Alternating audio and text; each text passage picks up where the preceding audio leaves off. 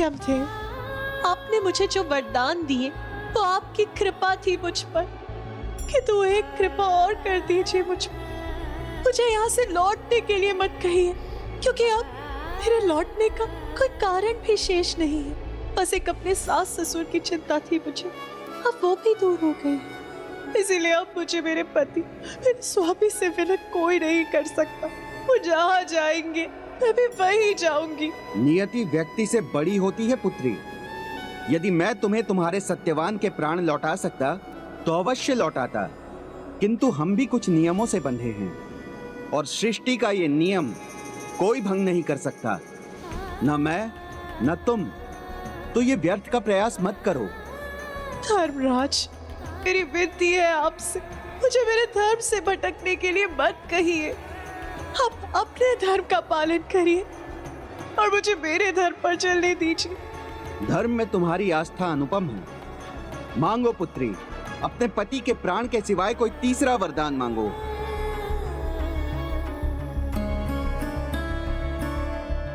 पुत्र के रूप में मेरा कोई उत्तराधिकारी नहीं है। ये राजपाट, इसकी लालसा, इसका आकर्षण अब मुझ में नहीं रहा।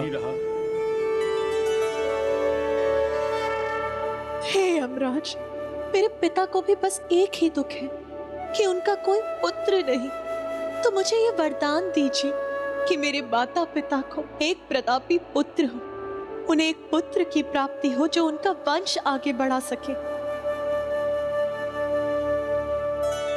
तथास्तु, तथास्तु।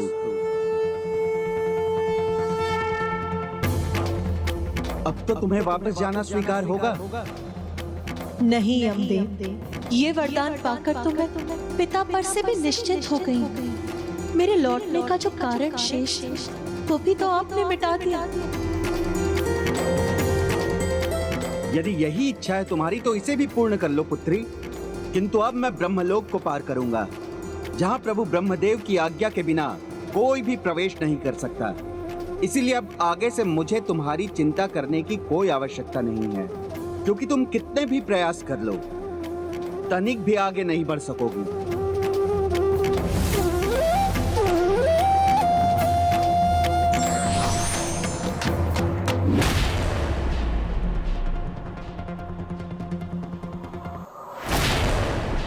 और ब्रह्मलोक पार करने की आज्ञा तुम्हें ब्रह्मदेव कदापि नहीं देंगे।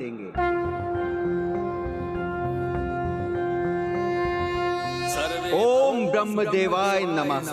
निरामया सर्वे भद्राणि पश्यन्तु मा कश्चित् दुःखभाग् भवेत्। ओम ह्रौः शान्तिरन्तरिक्षं शान्तिः पृथिवी शान्तिरापः शान्तिरोषधयः शान्तिः। ओम शान्तिः शान्तिः। मेरा विश्वास सत्य सिद्ध हुआ, वो आगे नहीं आ सकती, ब्रह्मलोक पार नहीं कर सकी, तो अब मैं चिंता रहित यमलोक की ओर बढ़ सकता हूँ।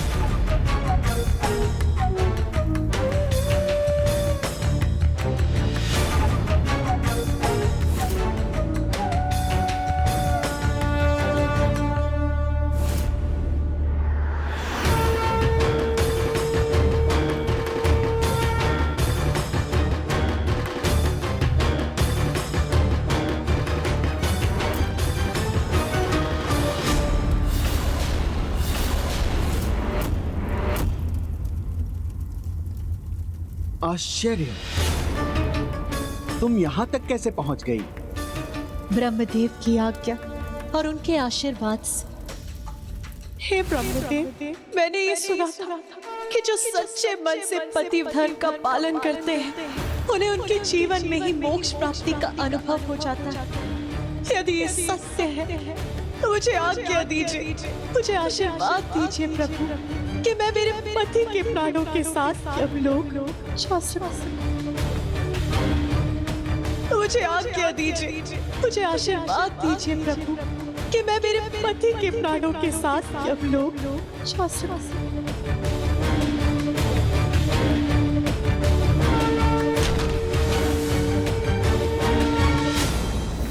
पुत्री सावित्री का व्रत किसी अखंड तप के समान था और उसका पति प्रेम पतिव्रत धर्म भी अद्भुत है, इसीलिए वो अपने ही जीवन में मोक्ष की अधिकारी है। और जिसे ये अधिकार हो, उसके लिए ब्रह्मलोक के द्वार खोलना और उसे पार करना कहाँ कठिन है।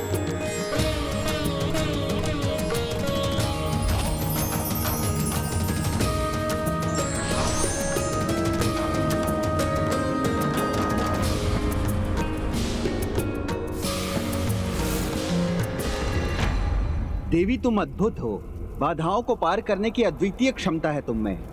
किंतु यमलोक के द्वार पर तुम जिस इच्छा से पहुंची हो वो पूर्ण नहीं हो सकती, क्योंकि तुम्हारा यमलोक में प्रवेश करना असंभव है और तुम्हारी कोई भी प्रार्थना, कोई भी तर्क मेरे निर्णय को नहीं बदल सकता।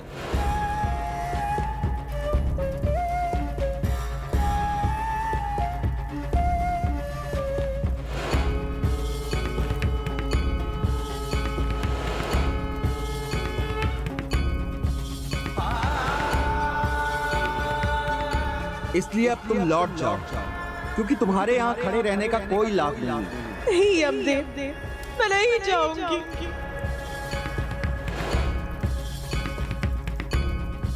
हट मत करो पुत्री, ये यमलोक है और मैं यमलोक का अधिपति, और मैं तुम्हें अपने लोक में प्रवेश करने की अनुमति कदापि नहीं दूंगा पुत्री।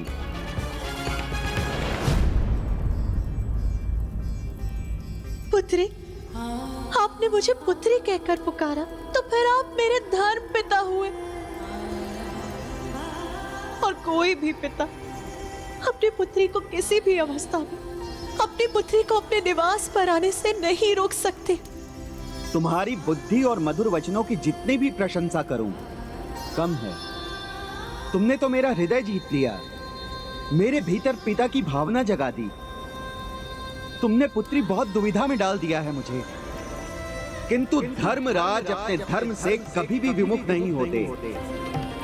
इसीलिए सत्यवान के प्राण तो मैं तुम्हें नहीं लौटा सकता हूँ, किंतु तुम्हारा पिता होने के नाते मैं तुम्हें एक और वरदान देता हूँ। किंतु इस बार जो भी मांगना अपने लिए मांगना, कुछ ऐसा जिससे तुम संतुष्ट हो जाओ और तुम लौट जाओ पुत्री।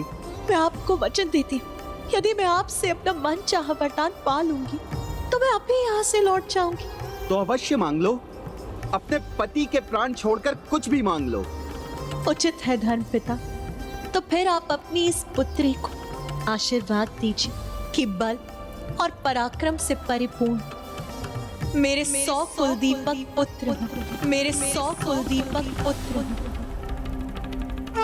तथास्तु, तथास्तु, तथास्तु।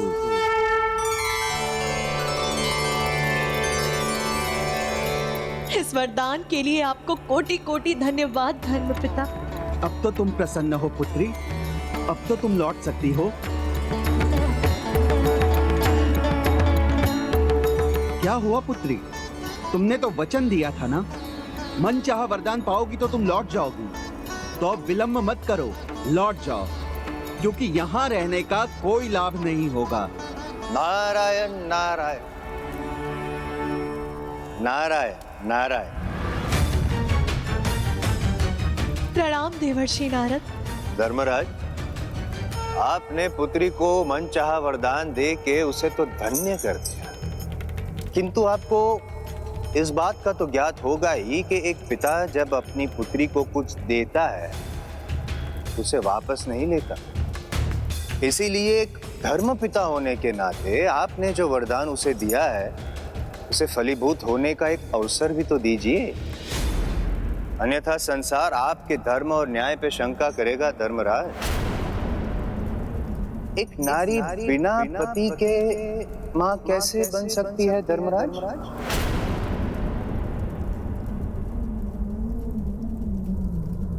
बल और पराक्रम से परिपूर्ण मेरे 100 कुलदीपक पुत्र हों।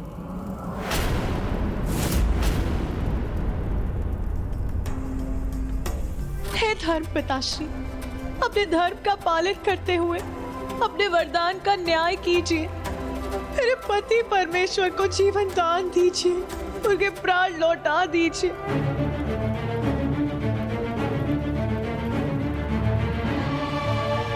पुत्री सावित्री, आज तुमने सिद्ध कर दिया कि धर्म के प्रति निष्ठा और कर्तव्य परायणता शक्ति ही नहीं अतुलित ज्ञान भी प्रदान करता है, जो धर्मराज को भी धर्म का अर्थ समझाने में समर्थ होता है।